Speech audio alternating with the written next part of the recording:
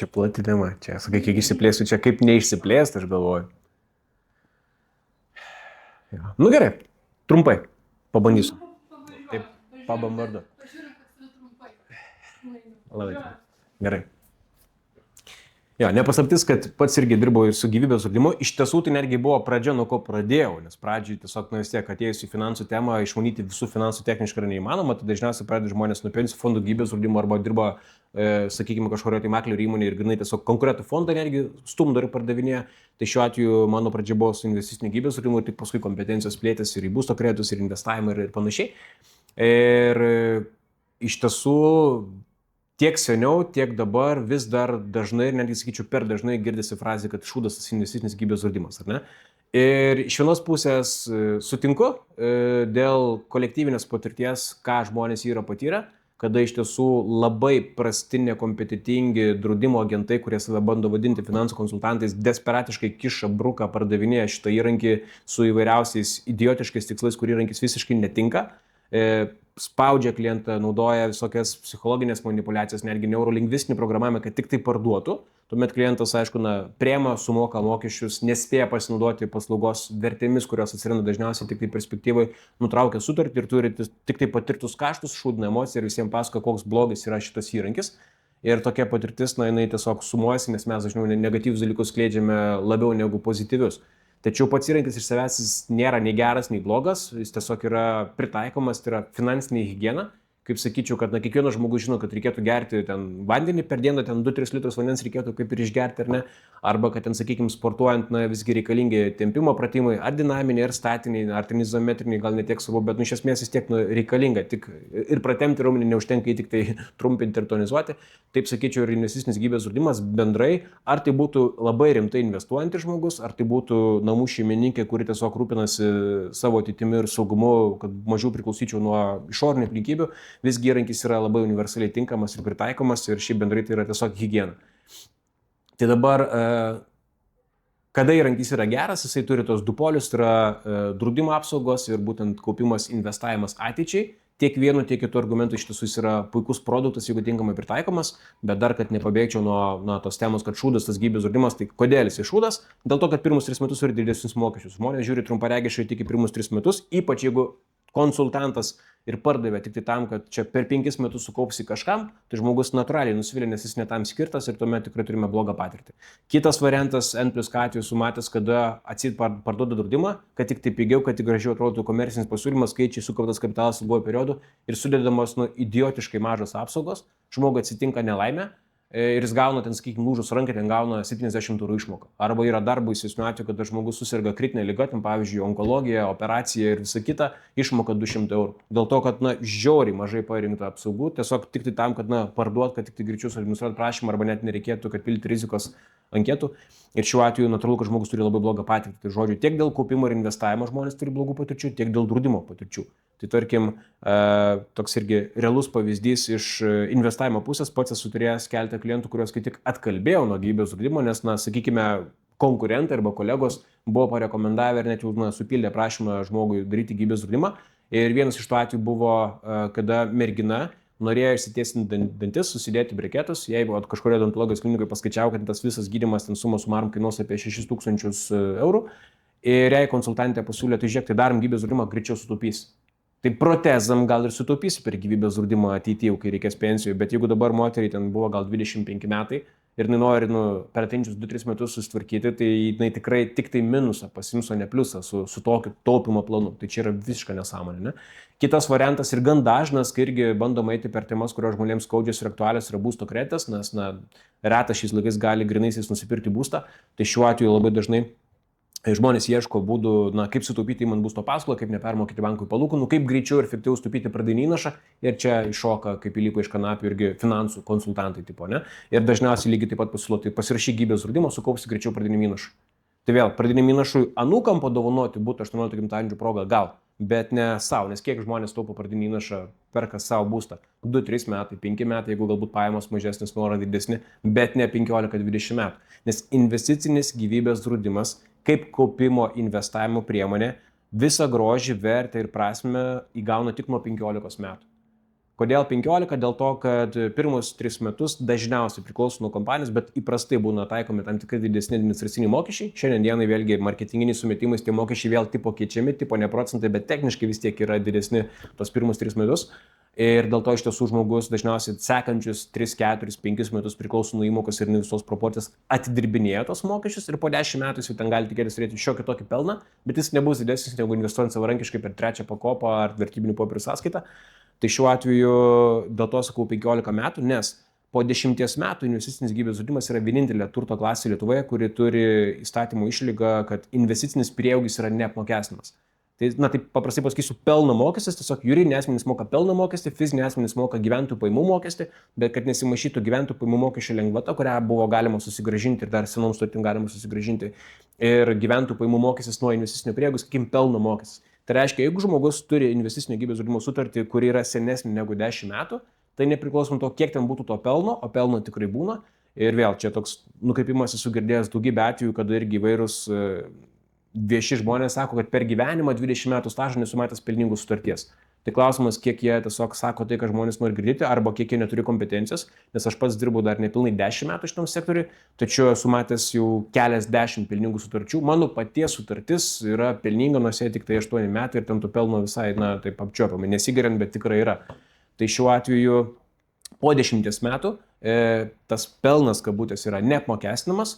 Kitas įrankis turintis panašią lengvatą yra 3 pakopos pensijų fondas, bet jis mus pririša prie pensijos. Kitaip sakant, ten pelnas bus neapmokestinamas tik tai 5 metai iki pensijos. Tai šiandienai tik nuo 60 metų išsiimdamas lėšas žmogus nemokės GPM, tuo tarpu investicinis gyvybės draudimas, net jeigu žmogui tik tai, sakykime, 37, bet jam, tarkim, tėvai jau nuo vaikystės buvo sudarę sutartį, jis gali turėti tikrai pelną net ir 2x, 3x nuo to, kas yra įmokėta, jis nemokės nei cento valstybei. Tai va čia yra didelis pranašumas ir suprantant tai, jeigu mes kalbam apie investicinį gyvybės draudimą grynai tiesiog kaip kaupimo investavimo priemonę, tai nėra panacėja, nėra, kad čia geriausias būdas investuoti, tokio apskritai nėra, bet tuomet jis tikrai turi labai aiškę paskirtį ir tuomet jis tikrai be didelės konkurencijos gali būti praktiškai numeris 1 pasirinkimas daugeliu žmonių, jeigu tenkinam 3 sąlygas. Tai pirma sąlyga yra, kad būtent investuosim ilgiau negu 15 metų, nes tuomet tikrai bus jau tas apčiuopiamesnis pelnas ir mes galėsime, sakykime, tais rezultatais konkuruoti su pigiausiu ETF, kuris perka, sakykime, analogišką fondą ar tą pačią 3 pakopą. Tai yra daugiau negu 15 metų. Tada periodinis investavimas, būtent, kad turėtume tą tokį periodinį išpirkimą, nes kas dažnai irgi viena patikimesnių strategijų. Ir sąlyginai mažos įmokos. Sąlyginai mažos aš kalbu iki kokių 200 eurų per mėnesį. Jeigu man reikia grinti tik tai kaupimo investavimo, ten tarkim 100-200 eurų, tai paprastai vėlgi naudosios tikrai patikimais brokeriais, paprastai ir transakcijos mokestis tiek yra būna fiksuotas arba procentinis, arba kombinuotas ir dėl to jisai su mažesnėm sumom investuojant irgi gan jaučiasi, kad valgo kapitalą. Tai šiuo atveju su didesnėm įmokom investuojant tuomet gali būti, kad irgi apsimokės tiesiog vertybinį popierių. Bet jeigu tenkinam tas 3 sąlygas, irgi mažos įmokos, ilgas laikotarpis, periodinis investavimas, tai tuomet investicinis gyvybės draudimas iš esmės sudėjus viską į vieną Exceliuką, į vieną lentelę, vis tiek laimės net ir prieš, sakykime, nemokamai ETF. Jeigu perkate kažkur fondus nemokamai, tai labai pasižiūrėkite ir patys nesat prekė, nes nėra nemokamų dalykų, tai arba uždirbama iš spredo, arba yra subscription-based kažkoks accountas, arba kažkokią šaraškinų kontorą naudotės, kur šiandien jūs investuojat nemokamai, kitą dieną nepasimsit savo lėšų, tai čia irgi niuansai. Bet žodžiu, tai tada tiesiog jisai bus labai našus. Ir šitoje vietoje kokia didžiausia bėda, kad dažniausiai žmonėms, kaip jau sakau, parduodama trumpesniam laikui, iki 10 metų arba 10 metų, tuomet natūralu, kad įrankis nepakonkuruos. Esu matęs netgi irgi tokių ekspertų, kur kompetencija yra iš to, kaip žmogus kalba, ką sako ir kokius argumentus naudoja, tikrai nedaug aukščiau plintuso, bet sudeda į Exceliuką 3 pakopą ETF ir gyvybės draudimą, pažiūrėkit, kas bus po 10 metų, ką tik įrodžiau, kad gyvybės draudimas yra šūdas, vėl argumentuojant tą pačią mintimį, nes 10 metų jis netinka. Tai iš tiesų labai toks turbūt vaizdingas palyginimas investicinio gyvybės draudimo kaip kaupimo, kaip investavimo priemonės su kitom alternatyvom, kurios atrodo pigesnės, geresnės, našesnės ir kuo puikesnės, yra lyginti skirtingas transporto priemonės. Dviratis, motociklas, automobilis, laivas ir lėktuvas, ar ne? Tai techniškai visi mano paminėti, dar galima traukinį traukti, yra transporto priemonės, bet paprastai su šiek tiek skirtinga paskirtimi. Ir dažniausias palyginimas investicinio gyvybės draudimo, kadangi vis tiek yra investuojama į fondus, tai yra su vertybiniu popierių sąskaita ir savarankiškai investavimai į fondus, kur atrodo daug mažesni mokesčiai ir daug našesnis dalykas. Tai yra tas pats, kas lyginti lėktuvą su automobiliu. Ir vėl, kaip tai galim palyginti, tada visa esmė yra, koks jūsų tikslas. Nes jeigu tikslas yra iš Vilniaus atsidurti Kaune, kuo greičiau ir kuo pigiau, tai apie kokį gyvybės draudimą mes galim kalbėti, nes lėktuvas šiuo atveju būtų gyvybės draudimo analogija, ne? Net jeigu ir būtų toks reisas, lyg žinau, kažkada istorija lyg ir buvo, bet jis būtų žiauriai neefektyvus laiko prasme, nes reikėtų per Vilniaus kamščius nusibabelsti iki oro uosto, čekinas, sulaukimas skrydžio kilimo, tada realiai pats skrydis truktų turbūt kelias minutės, bet vėl nusileidimas, vėl išėjimas ir panašiai. Realiai kelionė būtų neprotingai ilga, būtų tikrai finansiškai labai neprotingai brangi ir net, jeigu paimsime tą sustainable elementą, tvarumo elementą, tai būtų visiškai ekologinė katastrofa iš Vilniaus į Kauną skristi lėktuvu, ne? Tuo tarpu automobilis sėdau, ypač dar jeigu tinkamai Vilniaus krašte gyvenu, per valandą laiko, vasarą galima ir greičiau, jeigu radarų nebijau ir dar greičiau, bet iš esmės greitai, efektyviai, pigiai, o jeigu važiuosiu elektromobiliu, tai dar teoriškai ir tvariai, ar ne, atvykti į sakykime, reikiamą vietą. Bet visai kita situacija, jeigu man dabar iš Vilniaus reikia atsidurti Šri Lankoje. Tai pirmas dalykas, automobiliu nenuvažiuosim tiesiogiai, nes tai yra sala, ten galima paieškoti kelto ir panašiai. Bet jeigu visgi aš norėsiu automobiliu vykti į Šri Lanką, tai pirmas dalykas, laiko prasme tai bus tikrai daug ilgesnė kelionė. Piniginė prasme man kainuos ne tik tai kuras, bet ir viešbučiai, apsistojimas, nakvynė, maistas ir galų gale laikas, kiek aš nedirbu, nes kelionė išsitęs. Ir net su to sustainable elementų, klausimas, kokį automobilį važiuosiu, į ką persisiu trečiosiose šalyse, gali būti, kad ir tvarumo nebus tiek daug, jo labiau, kad ir suvartosiu kitų produktų per tą laiką. Tuo tarpu sėdau į lėktuvą ir iš esmės vėlgi per grubiai keletą valandų galima atsidurti vietoje ir tuomet tai tikrai bus efektyvesnis variantas. Tai vad gyvybės draudimas iš tiesų yra tolimųjų reisų skrydžiai, transatlantiniai skrydžiai ir tuomet jisai iš tiesų tampa labai efektyvus ir tie mokesčiai pirmus 3 metus tampa niekinai lyginant su tuo, kad žmogus yra atleidžiamas nuo gyventojų pajamų mokesčio. Ir duosiu realius pavyzdžius, jeigu žmogus, sakykime, sudaro sutartį su 100 eurų mėnesinė įmoka, tai per pirmus 3 metus vidutiniškai sumoka apie 1400–1600 eurų mokesčių. Kas atrodo labai daug, nes iš 3600 eurų įmokėtų įmokų per pirmus 3 metus 1500, sakykime, suvalgoma vien tik tai mokesčių. Tačiau jeigu jisai šitą sutartį sudarė būdamas jaunas ir, tarkime, kaupė ten 30 metų ir ilgiau ir išsiema kapitalo, nors dar iki pensijos, sakykime, yra laiko, to vadinamo pelno mokesčio arba GPM, nuo investicinio prieaugio jis sutaupo paprastai 50–80 tūkstančių eurų ir daugiau. Tai gal kartais ir verta sumokėti 1500 tam, kad po to nereikėtų mokėti 80 tūkstančių eurų. Esu turėjęs situacijų, kada mokėtam, kada klientų įmoka yra gerokai didesnė ir sutartis ten, sakykime, jau senesnė. Ir pavyzdžiui, labiausiai striugatės, kada matėme, kad vienam klientui iš tiesų pagal skeptišką, pesimistišką prognozę, kuri realybėje yra daug metų aplinkiama, vien tik tai GPM susitaupys per šitą įrankį 180 tūkstančių eurų. Tai toks butukas Vilniuje susitaupo vien tik tai ant mokesčio. Ir tuomet pasakykit man, kad ETF-as yra pigiau. Tai čia investavimo dalis. Dabar kalbant apie draudimo dalį, tai vėlgi dažnai yra sakomas ne tik, kad šūdas tas investicinis gyvybės draudimas, bet kad draudimai apskritai yra šūdas. Dėl to, kad neveikia, neišmokėjo, apgavo, draudimo rinkos verslas yra tik surinkti pinigus ir niekam neišmokėti. Tai čia vėlgi iš tiesų yra dėl to, kad vienas dalykas, ką minėjau, dažnai būna, kad pats konsultantas dėl marketinginių dalykų parenka žiauriai per mažas įmokas. Antras dalykas yra tas, kad iš tiesų galima kaltinti ir pačias draudimo kompanijas, kad jos, norėdamos pasiekti kuo didesnę rinką, didinti pardavimus, prikuria visokių pigių ir nepabijosiu tų žodžių šūdinų įrankių, kuriuos lengva parduoti. Žmogus eidamas Akropolio Mėgos arba ten kitokio prekybos centro alėje gali sustojęs kioskelį už kelis eurus per kelias minutės apsidrausti gyvybę. Bet kai atsitinka įvykis, tada būna problemų, būna išlygų, būna nieko nemokama. Ir esam turėję realių situacijų iš klientų, kada, pavyzdžiui, vienam vyrui galvoja rasas auglys, operacija nuo pakaušio iki pat sėdinkalio, nes per stuburą su metastazėm buvo. Žodžiu, žmogus išgyveno, ačiū Dievui, bet tikrai ir intervencija didžiulė, ir stresas didžiulis, ir dirbti žmogus ilgai negalėjo, jis turėjo draudimą. Draudimo gavo 200 eurų išmokos. Tai, net ne pajoka, o panieka gaunasi iš tokio poliso. Ir tada žmonės generalizuoja, šūdas tie draudimų nieko gero negavau. Bet jeigu iš tiesų įrankis yra tinkamai sudėliotas, tinkamai parinktos apsaugos, tai nuo visų rizikų neapsisaugosi, bet jis tikrai gan ženkliai gali padėti tvarkyti su situacija. Dažnai sakoma, jog už pinigus sveikatos nenusipirksi, bet pabandykit nusipirkti ją be pinigų ir iš tiesų dėja, bet gyvenimas rodo ir aplinkoje turiu įvairių atvejų, kada žmonės, kurie turėjo finansinių srautų, tikrai labai smarkiai atitolino tą, sakykime, paskutinį išeigos tašką ir tikrai buvo atveju, kada ir pasveiko, reabilitavus, arba bent jau oriai galėjo nugyventi tą likusį laikotarpį. Šiandien dienai medicinai žengiant į priekį tikrai vis dažniau yra būdų visgi tą sveikatą pasitvarkyti, ypač jeigu savalaikė diagnostika ir būtent gydymas taikomas. Tai šiaip draudimas kaip draudimas investicinis produktas, investicinio gyvybės draudimo apsaugos yra tikrai ganėtinai puikios ir vėl šitoje vietoje noriu atliepti tokį mitą, kad tai geriau atskirai draustis, atskirai investuoti. Nepaisant to, investicinis gyvybės draudimas yra našesnis, efektyvesnis ir drįšiu teikti geresnis būdas saugoti savo šeimą ir savo paties finansus draudžiantis, negu renkantis tik rizikinį produktą. Tai pirmas dalykas yra, kodėl, sakykime, yra, sakyčiau, turbūt 6-7 argumentai netgi, kodėl investicinis gyvybės draudimas yra geriau negu tiesiog atskiras metinis arba rizikinis. Tai pirmas argumentas, jeigu mes kalbame apie grintas metinius draudimus, tuos pigius, kur greitai belia kur galima gauti, dažnai be sveikatos anketų, tai yra būtent tai, kad tie draudimai atrodo pigus pradžioje, kol nieko neatsitinka. Apskritai turiu tokį moto, kad draudimai visą laiką atrodo brangus, kai už juos reikia mokėti, ir visą laiką žiauriai per maži, kai atsitinka įvykis, kai reikia gauti žalos išmoką. Tai šiuo atveju su tais metiniais draudimais yra problema ta, kad dažnai pas juos būna ne gyvybė tikroji, kur bet kokiu mirties atveju išskyrus savižudybę per pirmus 3 metus yra nemokama, bet reiškia praktiškai visos kitos ar laimingos ar nelaimingos mirtys yra draudžiami įvykiai.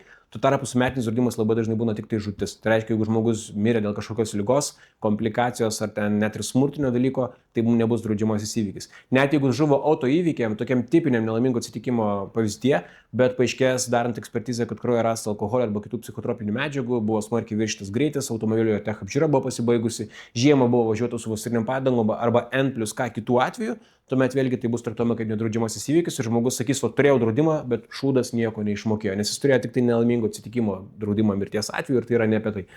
Iš kitos pusės, traumų draudimai, tie metiniai irgi dažnai būna gerokai pigesni būtent dar ir dėl to, kad yra fiksuojama išmoka, kad tarkim už kaulų lūžimą mokama ne daugiau negu 50 arba 70 eurų. Ir nepriklausomai nuo to, koks kaulas lūžo, kokia trauma buvo patirta. Kritinių ligų metiniuose draudimuose labai dažnai arba nebūna visai, arba būna tik tai kelios ir irgi su labai ribotom išmokom, kiek jos gali būti. Tai šiuo atveju, kai buvo tie senieji metiniai pigus draudimai, tai čia iš tiesų, kaip suprantate, tai nėra realiai draudimas. Šiandien dienai tikrai rinka yra prisitaikus ir atsiradę rizikinių draudimų, kurie pagal taisyklės iš principo visiškai atitinka investicinį gyvybės draudimo apsaugų galiojimo, sakykime, taisyklės. Tačiau net ir šiuo atveju vis tiek yra argumentų, kodėl visgi investicinis gyvybės draudimas yra efektyvesnė priemonė. Tai dabar tada, jeigu taip sudėti į vieną vietą, tai gal pirmas, dar su metinis draudimas, dar vieną dalyką prisiminiau. Su metinis draudimas dar yra bėda ta, kad jeigu, tarkim, aš apsidraudžiu metams su galimybė kas kartą pratęsti, tai net jeigu man nieko neatsitiko, tiksliau gal iš kito galo, jeigu man kažkas atsitiko, aš turėjau žalą, tai vadinasi, aš esu rizikingas klientas, kitais metais man draudimas pabrangsta. Čia geriausia analogija kaip ir su automobilio draudimu. Ne? Jeigu turėjau avariją, tai kitais metais tikėtina draudimas pabrangs.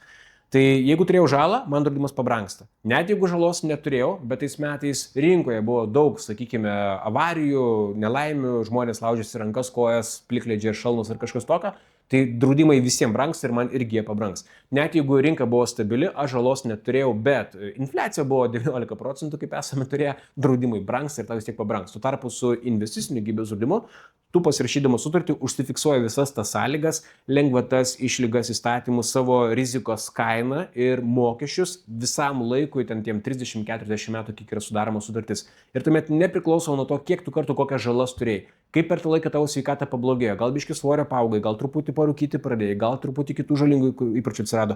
Gal sužinojai, kad visgi pas tave giminiai visi turi kažkokį polinkį, apie kurį tu nežinojai pildamas sutartį, tau vis tiek galioja tos pačios sąlygos ir nei cento draudimas nepabrangsta. Tai čia irgi yra iš tiesų ganėtinai svarbus dalykas, planuojant savo finansus ir valdant rizikas. Bet jeigu atmesime tos metinius draudimus, kurių blogis yra didesnis išlygos, siauresni sąrašai, mažesnės, sakykime, draudimų išmokos visom prasmėm ir tie pratęsimo niuansai, tai rizikinis versus investicinis. Tai čia tada lieka 5 argumentai, kodėl visgi vis tiek investicinis geriau. Tai pirmas dalykas yra tas, kad jeigu aš į draudimą žiūriu kaip į rizikų suvaldymą, kad valdau rizikas, noriu gyvenime turėti kiek įmanoma mažiau nepatogumo atsitikus įvairiems įvykiams ir būti tiesiog saugesnis, tai šiuo atveju investicinis gyvybės draudimas valdo riziką ir tokią, kad jeigu praleidau įmoką, jis man vis tiek galios. Jeigu sutartis yra pakankamai sena, yra jau kažkoks sukauptas minimalus kapitalas, Tai gali būti, kad klientas įmokų nemoka pusę metų, metus laiko ir atsitikus įvykiui jam vis tiek išmoka priklausytų. Pats esu turėjęs atvejį, kada atėjo klientas, kuris prieš 8 metus yra sudaręs sutartį. Paskutiniai 3 metais nemokėjo nei vienos įmokos, nes gavosi, kad skiriasi su mergina, keitėsi gyvenamas būsas, keitėsi darbovietė, dėl to pasikeitė ir namų bankas, nusimušė sąskaitą ir jis įmokų nemokėjo, nepaisant to, polisas buvo galiojantis ir kas bebūtų atsitikę per tą laiką, būtų gavęs visas jam priklausančias išmokas. Tuo tarpu su rizikiniu draudimu yra bėda ta, kad kadangi ten nėra nei cento kaupimo, ten yra mokama grynai tik už draudimą, tik tai draudimo kaštai, tai jeigu žmogus praleido bent vieną mėnesinį įmoką ir atsitiko žala, pagal taisyklės teoriškai draudimo kompanija gali išmokos nemokėti. Paprastai, norėdamas apsaugoti savo reputaciją, dar mėnesio laiko vėlavimą jie traktuoja kaip vėlavimą, bet jeigu yra praleistos 2 įmokos, viskas kaip taisyklė. Ne tik, kad negaliotų atsitikus įvykiui draudimas, nebūtų gaunamos išmokos, bet netgi šiuo atveju yra stabdoma draudimo apsauga ir ją atnaujinus padengus skolą, kritinės lygos vėl užsišaldo 90 dienų. Tai reiškia, kad jeigu žmogus turėjo tokį tarpą ir po to išlindo kažkokia liga, tai nors polisas jam vėl kaip ir galioja, bet jis vėl pataiko į tą išlygą, kad draudimas jam būtų negaliojantis. Tai žodžiu, investicinis draudimas apsaugo nuo to, kad nesuveikė e-sąskaita, įvyko kibernetinė ataka, sąskaitos likutis buvo nepakankamas ar N plus ką kitu atveju, kodėl tiesiog neapmokėjau poliso šį mėnesį. Tai aš labiau valdau rizikas. Antras dalykas, kodėl investicinis gyvybės draudimas yra geresnis, nes jis matematiškai iš tiesų yra pigesnis. Jeigu mes pasimsime grinai nelaimingų atsitikimų kainas, tarkim, toje pačioje kompanijoje, kuri turi ir investicinį gyvybės draudimą, ir rizikinį draudimą, tai visi nelaimingi atsitikimai kainuos centas prie cento tiek pat, traumos, sunkios traumos arba negalė, arba ten traumų lentelės A ir B, kritinės lygos, mirtis dėl nelaimingų atsitikimų bus visiškai vienodai, tačiau gyvybės draudimo suma, paprastai investiciniam gyvybės draudime, populiariausias renkamasis išmokos variantas A, kuris reiškia, kad atsitikus įvykiui išmokama arba sukaupta suma, arba draudimo suma, arba sukaupta suma, žiūrint, kas yra daugiau. Tai šita formuluotė sudaro galimybę tam, kad gyvybės draudimas bėgant laiku dažniausiai pinga, o jeigu kaupiama suma nėra minimaliausia, tai netgi ir nebekainuoja ilgojo periodu, nes susikaupia gerokai daugiau negu buvo uždėta pačios apsaugos. Tuo tarpu su rizikiniu draudimu gyvybės draudimas visą laiką tik tai brangsta. Kritinės ligos ir gyvybės draudimo suma visą laiką brangsta, jos į polisą yra iš karto užfiksuojamas, ta kaina kaip ir nekinta, bet eurais kasmet jinai yra iš karto paskaičiuota, kiek pabrangs. Ir ką tai reiškia, kad šiuo atveju su rizikiniu draudimu, jeigu aš pažiūrėsiu sudarant sutartį, tarkim, šiandien dienai, man gali būti, kad sudėliotas paketas kainuos, tarkime, 30 eurų per mėnesį. Tuo tarpu investicinio gyvybės draudimo minimali įmoka rinkoje svyruoja nuo 40-50 eurų, būna ir daugiau. Ir šiuo atveju, jeigu bus sudėliotas visas reikiamas paketas, gali būti, kad sistema rašys, jog minimali įmoka šiam polisui yra, tarkime, 87 eurų.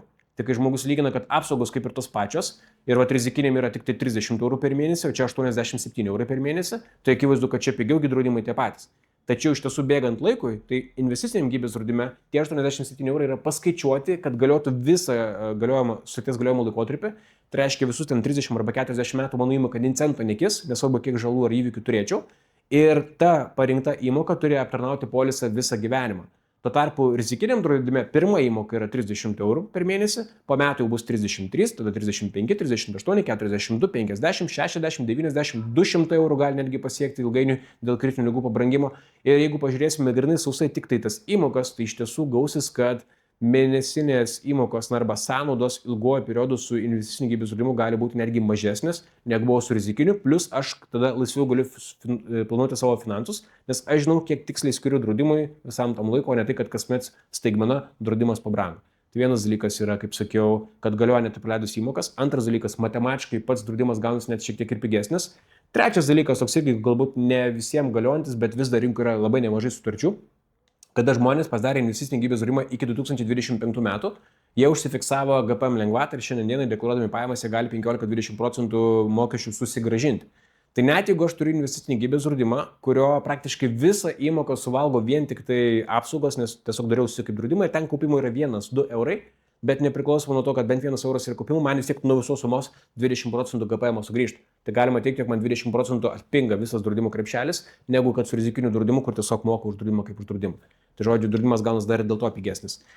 Trečias argumentas yra tai, kad investiciniam gyvybės draudime aš turiu paprastai turiu visišką lankstumą apsaugas keisti, didinti, mažinti, nuimti, kurių nebereikia, pridėti tų, kurių neturėjau ir pilnai reguliuoti, ir įmokos dydį, ir fondus rinktis ir panašiai. Tuo tarpu su rizikiniais draudimais paprastai tai yra sudaroma sutartis visam tam laikui ir jeigu nusprendžiu, kad man kažkokios apsaugos nebereikia arba noriu kažką pasididinti, aš turiu pildyti kaip ir naują prašymą, naują sutartį ir tuomet bus iš naujo vertinama mano sveikata, mano rizika, mano mokesčiai. Gali būti, kad manęs jau nebesutiks drausti, nes per tą laiką kažkas sveikatai pablogėjo ir panašiai. Tai kitaip sakant, turime netgi biški daugiau ir lankstumo.